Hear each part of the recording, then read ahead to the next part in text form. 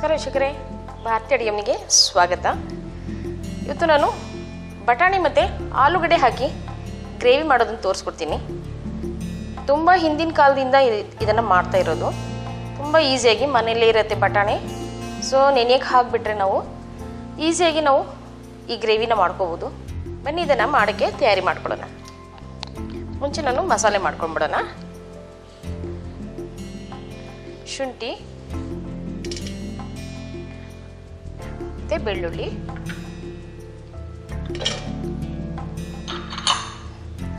ಹಸಿಮೆಣಸಿನ್ಕಾಯಿ ನಾವು ಎಷ್ಟು ಗ್ರೇವಿ ಮಾಡ್ತೀವಿ ಅದ್ರ ಮೇಲೆ ಹಾಕ್ಕೋಬೇಕು ಖಾರನ. ಮತ್ತು ಚಕ್ಕೆ, ಲವಂಗ, 4 ಲವಂಗ, ಒಂದಿಷ್ಟು ಚಕ್ಕೆ, ಮತ್ತು ಕೊತ್ತಂಬರಿ ಸೊಪ್ಪು, ಕಾಯಿ ತುರಿ,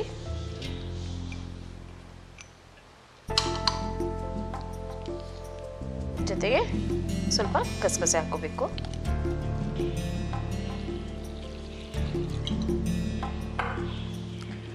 ಪೂರ್ತಿ ನುಣ್ಣಗೆ ರುಬ್ಕೋಬೇಕು. ಈ ರೀತಿ ನಾವು ಮಸಾಲೆ ರುಬ್ಕೋಬೇಕು. ಬನ್ನಿ ಈಗ ಮಾಡಿಗೆ ತಯಾರಿ ಮಾಡ್ಕೊಳ್ಳೋಣ. ನಾನು ಬಟಾಣಿ ನೆನೆಸಿ ಇಟ್ಕೊಂಡಿದ್ದೀನಿ.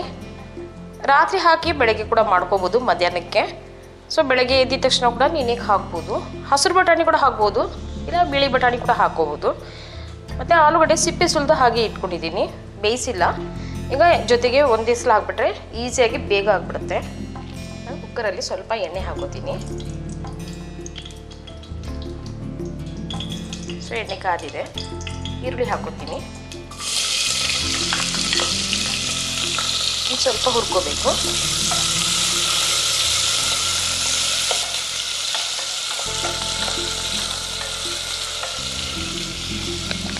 ಒಂದು ಈರುಳ್ಳಿ ತೊಗೊಂಡಿದ್ದೀನಿ ಇದು, ಮತ್ತು 2 ಟೊಮೆಟೊ ತೊಗೊಂಡಿದ್ದೀನಿ. ಇದು ಸಹ ಹಾಕ್ಕೊಳ್ತೀನಿ.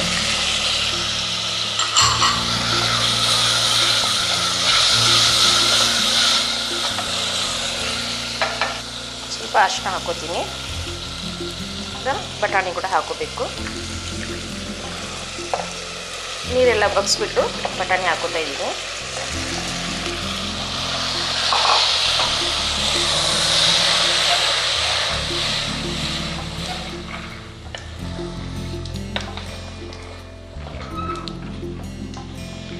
ಈ ರುಬ್ಬಿರೋಂಥ ಮಸಾಲೆನ ಹಾಕೋಬೇಕು.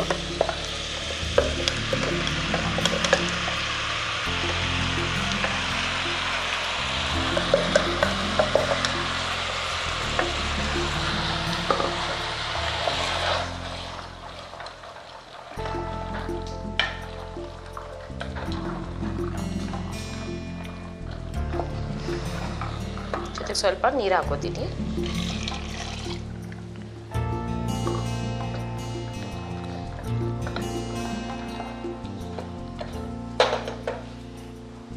ರುಚಿಗೆ ತಕ್ಕಷ್ಟು ಉಪ್ಪು, ಜೊತೆಗೆ ಇದು ಆಲೂಗಡ್ಡೆ ಹಾಕ್ತಾ ಇದ್ದೀನಿ.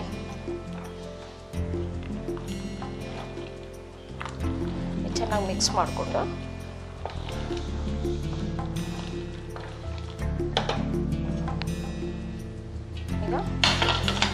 ಈಗ 2 ವಿಷಲ್ ಬರೋ ತನಕ ನಾವು ಕೂಗಿಸ್ಕೋಬೇಕು.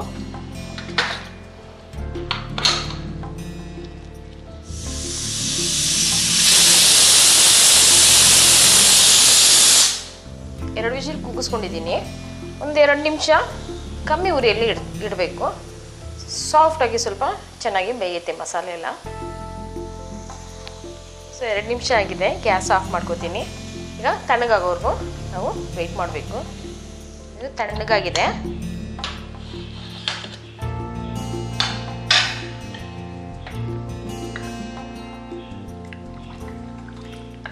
ಅವಳಿಂದ ಚೆನ್ನಾಗಿ ಮಿಕ್ಸ್ ಮಾಡ್ಕೋತೀನಿ ಒಂದ್ಸಲ. ಮತ್ತು ಈಗ ಆಲೂಗಡ್ಡೆನ ಈ ರೀತಿ ಬೆಂದು ಸಾಫ್ಟಾಗಿರುತ್ತೆ, ಈ ರೀತಿ ಪ್ರೆಸ್ ಮಾಡ್ಕೋಬೇಕು.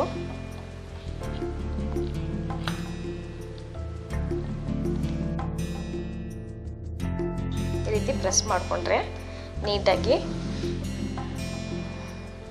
ಈ ಗ್ರೇವಿಗೆ ಚೆನ್ನಾಗಿರುತ್ತೆ. ಈ ರೀತಿ ಆಲೂ ಹಾಕಿದ್ರೆ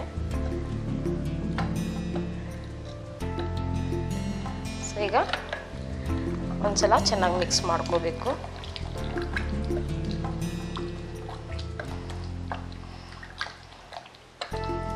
ಚೆನ್ನಾಗಿ ಮಿಕ್ಸ್ ಆಗಿದೆ. ಈ ರೀತಿ ನಾವು ದಪ್ಪ ಎಷ್ಟು ದಪ್ಪ ಬೇಕೋ ಅಷ್ಟು ದಪ್ಪ ನಾವು ಹಾಕೋಬೋದು.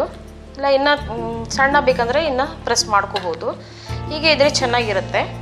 ಚಪಾತಿ ಜೊತೆ, ಪೂರಿ ಜೊತೆ, ಹಾಲು ಕೂಡ ಸಿಗುತ್ತೆ ಮತ್ತು ಬಟಾಣಿ ಕೂಡ ಸಿಗುತ್ತೆ. ಈಗ ಡಿಶ್ ಔಟ್ ಮಾಡ್ಕೊಳ್ಳೋಣ. ಆಲೂ ಬಟಾಣಿ ಗ್ರೇವಿ ತಯಾರಾಗಿದೆ. ತುಂಬಾ ಟೇಸ್ಟಿಯಾಗಿರುತ್ತೆ. ಚಪಾತಿ ಜೊತೆ, ಪೂರಿ ಜೊತೆ, ಅನ್ನದ ಜೊತೆ ಕೂಡ ತಿನ್ಬೋದು ನಾವು.